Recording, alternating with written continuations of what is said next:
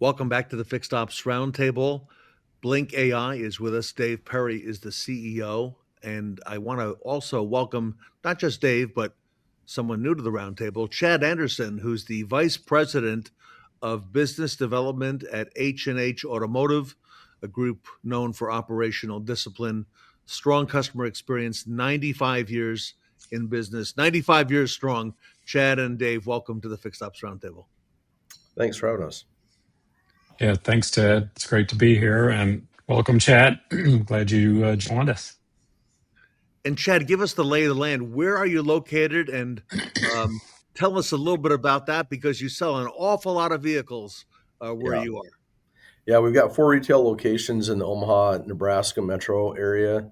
We've got one campus on the southwest end of town where we have a Kia store, a Chevy store, and a CDJR store. And then we have a campus on the northwest end of town that hosts our luxury brands. We have BMW Mini and Jaguar Land Rover there. 2024, we sold just shy of 11,000 cars and been taking care of folks for 95 years. What a great market. And again, welcome to the roundtable. Dave, for the audience who may not yet know, tell us a little bit about Blink AI. In particular, what problem or problems does Blink AI help dealerships solve? Sure. Well, there's a couple of things that I would like to focus on, Ted. But we're an AI focused customer engagement platform. We focus specifically on what I would call actionable engagement. So, from our experience working with our dealerships, there's lots of mediums, if you will, phone calls, web traffic, Google searches, outbound, campaigns that can be driven, all with the intention, particularly on the fixed ops side, of driving business into the dealership, getting people booked for service appointments, and making sure they arrive to have their cars repaired or maintenance performed on them. And the objective is to make the customer experience just second to none. So that it's a 24/7 live engagement where they can quickly book an appointment to get their vehicle serviced through whatever medium that they choose. And so that's what we do. And we were fortunate enough about a year ago, we met Chad and the H&H group. I think that may have been during the time of the NADA and The in New snowstorm. Orleans that happened to be snowed in. Yeah, but it's been a great experience with Chad and his team, and we felt like that they would have a message that a lot of other dealers are wrestling with right now. So, Chad, here's where you come in. Tell us what were the service challenges or pain points you were experiencing most consistently before partnering with Blink AI? Yeah, so we've been super hyper focused on conversions on appointments, trying to make that process easy for our customer. And our dealer looks at that conversion metric as though it's a pain point for customers. If we're not converting the majority of those people, that means that they didn't get done what they wanted to when they visited our virtual showroom. And so we had gone through a pretty laborious process of using a different AI tools and different web schedulers, and kind of honestly a few years ago just threw the towel in, and we started using a what we call the service appointment request form, where they literally, it was just on our website. It said, hey, who are you? What do you want done? And when do you want to do it? And then we tried to fit that into our schedule.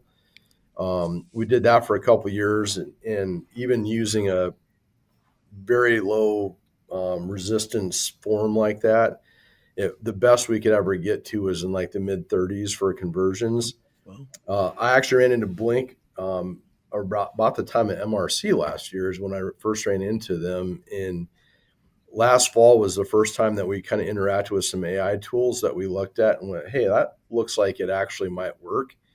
And we did a couple of demos with them, and they kind of knocked our socks off. So we kind of just jumped in with both feet and started rolling things out in January. And proud to say last quarter, we converted as a group at 63%. So nearly double what we used to do. So even more then. So, Chad, take us back to that time when you first began working with Blink. Um, were there specific priorities? You know, you mentioned several things there, but were there certain things that you wanted to make sure you accomplished? And you know, did that enter into your choice with Blink? Yeah, the main thing was some of the other tools we looked at have some real nice bells and whistles, but Okay. we really wanted a tool that, if in doubt, it would just schedule an appointment. Like we can sort all that out later, but we wanted to make it as the lowest resistance for the customer as possible to just get it done quick. I think our average session last quarter was like a minute and 49 seconds or something like that. So it's very Wow, quick. It's wow, very efficient for the customer that's quick. and let us clean up the mess if there's anything wrong, but just get the appointment scheduled. That's the hard part, right? So, You know, Dave, thinking back, a lot of dealerships don't even answer the phone in a minute and 49 seconds, let alone handle an appointment. Dave, how does structured scheduling and call handling translate into better shop efficiency for a dealer or a group like Chad's? Sure. Well, I think structured is great, but it's not just structure. I mean, Chad had structure with the form to fill out. You know, it was Yeah, very structured approach, but it wasn't that engaging. It wasn't that understanding, trying to get to what is the customer trying to achieve with this call, right? Are they checking on status of a vehicle that happens to be in service? Or are they trying to book a new appointment? You know, what are they trying to exactly do? And so that has to be ascertained first. And you know, if they're going to the service booking page on the website, then it's pretty clear. And then as quickly as possible, trying to ascertain, you know, what sort of service that they're looking for, so we get them scheduled in, you know, in the right service location, but also, you know, the right day. But then it's about understanding what's the convenience for that customer. When are they trying to come in? We want to bring them in at a time where they're not competing with lots of other yes. customers that are just showing up because, you know, they that's the way they used to, you know, are used to doing it. And so so we heavily, you know, bias, you know, think people to book in the afternoon as an example, because usually that's when, you know, service operations are beginning to slow down. And so we want to keep Chad and his team busy pretty much all day long. They define the hours to us and then we follow the rules, but then, you know, our goal is to fill up their service schedule. Chad, I'm just curious from your perspective. It sounds like you may have been doing some things with AI even prior to Blink. What made you take AI seriously as a solution versus, let's say, hiring more staff or even changing processes? well, I think hiring more staff is I mean, it's kind of the driving force behind it for us anyway. I mean, we're not really looking at this at the moment as a tool to necessarily reduce headcount, but for us, it was, you know, it's not like the talent pool is overly abundant, right? And to get enough people to handle the growing volumes that we have in our service departments, it was apparent we needed to find something to help kind of just take some of the pressure off of that team. And then the other side of it, you know, scheduling all this new business is great, but we have good quality people, and we'd rather have their efforts focused on retention and defectors and investing that time trying to keep the people that we have that are need more attention than just, hey, I need to come in for an oil change, you know. Sure. Chad, looking at this big picture, what have you seen in terms of improvements? You've mentioned a couple things, but in terms of call capture, appointment show rates, or even advisor time availability, what stands out to you the most, or is it something else? I mean, I- we, I guess I'm happy to report that we haven't seen a lot of change in some of those areas because, Okay. you know, for example, Blink last at our Steel Ridge locations, our volume brands, Blink scheduled more than 50% of our appointments, and the first side effect of that we would expect might be a, you know, deterioration in show rates. They've held very steady at about 90% show rate. So probably the biggest gain that we've found is that our my BDC team just has more time, and they've been able to refocus our energies and efforts on that outbound activity and keeping customers coming through the front doors. Chad, is it a centralized BDC? I'm just Yeah, curious. yeah, yeah. We have that's about 80% of my job is supporting that team. We've got 41 folks, counting myself. We've got about Wow. 16 or so in the sales or service side, 13 in sales, and then we have another 8 that are in the we call live support. I don't know, kind of a hybrid of reception slash live chat slash over, you name it. They kind of just do it all. But So, Dave, from your perspective over at Blink, what is a calmer uh, service drive, a calmer BDC, if you will? What does that mean financially for a dealership? Well, I think it means a lot. Of course, calm, you could achieve calm a couple of different ways, right? I mean, if you had no customers, that would be pretty calm, but that would be frightening for sure. Mhm. What we try to do is, we look at it as somewhere between 65 to 75% of inbound, customer connections, whether it be on the web or phone or whatever, are somewhat transactional in nature. Some are sales oriented, of course, but those that are booking service, they want to either book a service appointment quickly, or they want to check status quickly, those sorts of things. So we try to shunt those off and handle those in an automated fashion. But there's certain customers where there's subtlety to the need, or there's complexity to the need, or maybe emotion to it. And of course, it's different if you're on the phone, where you can detect sort of some of these things just through the voice. But at the end of the day, we want to get the customer to the right place.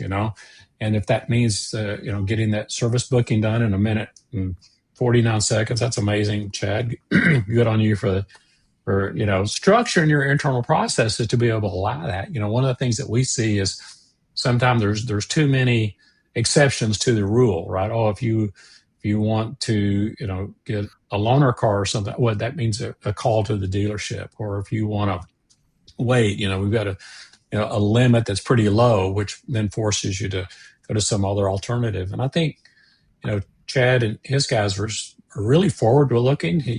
I think that's something that really distinguishes them, and they've been able to structure their processes so that we could then manage those calls and get it to a human if they need to speak to a human, or redirect it in some way to a human.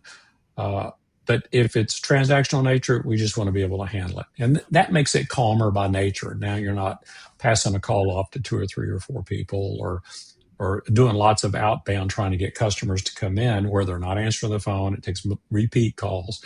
And so that's my view of it. I'd be interested in Chad's perspective on that.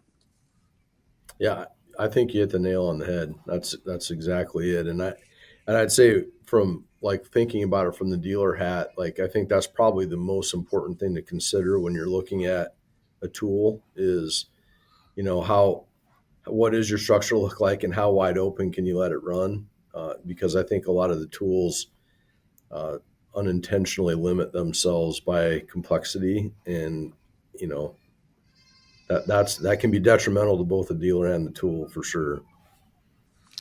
Yeah, Chad Chad, and his team are somewhat new on telematic. I'm going to be really interested to see how that impacts the numbers at the end of the day, once they've had enough opportunity to fully explore that. But in that case, you've identified the customer, you've identified the vehicle, you've identified the nature of the service issue, the alert that's occurring with the car. And so now it's that outbound outreach with no human involvement whatsoever to bring a good portion of those customers into the drive, so that, one, they're getting service quickly, but then also they're not considering some third party service organization as well. So we're hoping that builds retention as well, because at the end of the day, Chad and his team want to service that vehicle for the life of it, but then be there to sell the next vehicle to that customer as well. And that's because you're engaging with that customer, you're developing, maintaining those relationships, and that's what we want to support. Chad, I was going to ask you, does this all enter into your 2026 strategy? in another month and a half, we're going to be in a new year. And, Yeah. things like telematica, things that Blink, brings to the table that could enhance the experience for your customers. Yeah, my team's already knee deep in planning for 26, and that's definitely one of the areas where we've with this added time, I guess I just call it in our day, and we've gotten our team we're hodgepodging our way into using our CRM from the sales department on the service side. Some days I feel like I'm pounding around peg through a square hole, but the end result of it is we're creating a more unified communication channel for our customers, and telematic is a great example. There's customers that get a telematics alert that it's just easy cheesy. They got uh, they're due for an oil change, and they get the text on their phone. They convert, Yeah. they get an appointment. But there's other people that have a recall or they've got questions, and again, it's freeing up time for us to call those people and have those more in-depth conversations where they need explanation or compassion or empathy. I don't know, a myriad of different things people go through, and their check engine lights pop on, right? But Sure. we've just really been able to focus our efforts on the customers that really need it, and that's been a big part of what has been a benefit for us. I like that. Well, Chad, congratulations on the success the organization is having, and for the foresight to bring some of this new technology to your guests as well. I think that's a big part of the equation. So, congratulations to you on all that you're doing. Thank you. And Dave, Blink keeps making great strides. So, congratulations to you and the Blink team on all the success you're having. Well, thank you, Ted. Our whole team appreciates all that you do, not just for us, but for the industry. And so, good luck on the next roundtable. I look forward to watching all the other sessions as well. Gentlemen, on behalf of the Fixed Ops community, I want to wish you and your families and your organizations a happy Thanksgiving at the end of next week. And again, appreciate all that you do. Thanks for Chad having me. Anderson, look forward to Thank you. having you back on the roundtable and hearing more about your success as we move into 2026. Dave Perry, thank you again on behalf of the roundtable at Blink AI. Thank you, Ted. Thank you, Blink Chad. AI panel here with us today at the Fixed Ops Roundtable.